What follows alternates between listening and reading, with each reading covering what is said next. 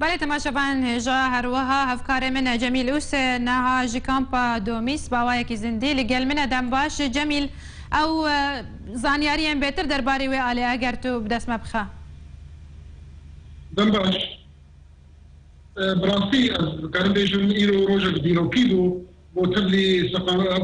serma û sir û baran bo sedan hezaran xelkên kampa domîs zarokan û cihêran û kortan û pîran û hemû rengên yê akinciyên kampa domîs bo derxistin ser cara sereka û alaya dirêj ew alaya bo dirêjiya wê 221 metrî li ser şara wê yan ser cara sereka ya kampa domîs hildin û nameyên xwe wekû hildin kesên bo wa dixwest ew nama bigihî jî tenê şîrîn ez xwazim bêjim min sê nama bi hildana vê aleyê wek bo me dîtin zaniyariyên mubarekin hatin diyarkirin yek jî ev alaya dirêj heriyekê didina Rezdar Ban Ki-moon Emîn Amê Umam Mutehîda bo karibên vê alayê jî ew jî hildin di nav alayên serê cîhanê de ji ber ew jî milletekin û xwedî mafin û araya wa jî welê hilda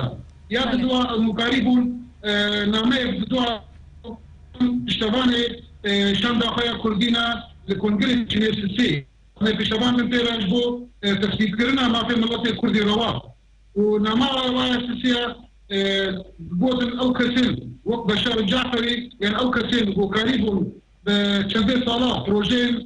şopînî bi ser gelê Kurd bênin û Kurd neewin yê du sala 1962 de ورنا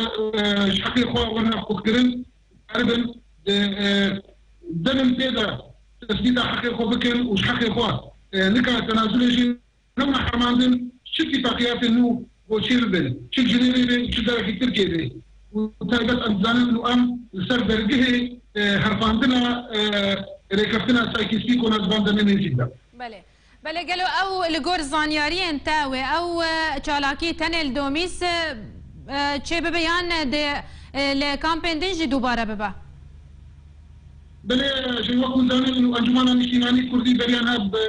بروجي كلام بروجي ذكرنا خلقي جبو درباري بيشتباني عشان ده انجمن الاجتماعي الكردي جنيفي او امزا حمود دبلن كردي ين بو كرد روجاي كردستان اللي باشور اكنجي دبن لنا تبع قرهان لبلي او زانيين قمدتي انه بلكي اعلى سنه الدوميج هاتي هلدان بلكي تجهدي النبي بله جميل اوسê nûçegihane ARK ji kampa domîs û gel me bûz gelek spas